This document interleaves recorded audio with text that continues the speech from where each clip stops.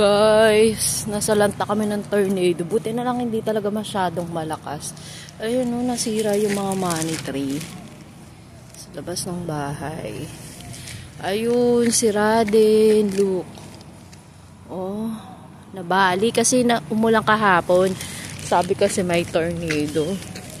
Ang lakas kasi ng hangin. Buti nga hangin lang, hindi talaga as in tornado yung nangyari. So, ayan. Naputol yung mga puno, guys. Wala na kaming money tree. Talagang as in, no? Oo, buti hindi nasira yung sasakyan dito. Oo, ayan, oh. As in, nasa lanta kami, oh. Ayun, oh. Oo, buti na lang. Walang na-aksidente. Hindi na, tumbahan yung bahay. Ayan, nasa lanta kasi kami ng bagyo. Ayan, guys, oh. So, ngayon lang ako lumabas, guys. Ayun, naputol yung mga puno. As in, grabe. Ito, oh.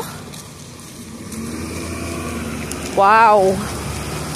Grabe ang kasi tornado dapat yun. Pero thank God hindi nga tornado yung dumaan. Ito, oh.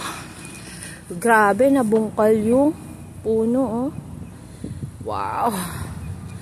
As in na, siya. Lahat ng puno po natumba dito, guys.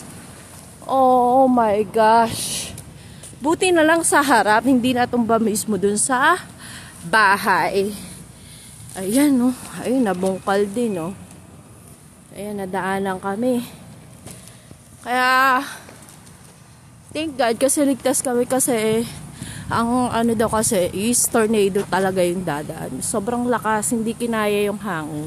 Buti hangin lang na malakas, hindi talaga tornado. Kasi kung tornado, guys, baka wala na kami. Tegi na kami. Ayan, thank God kasi hindi tornado. Kasi kung tornado, mas kawawa kami. Diba? Bye-bye na, guys!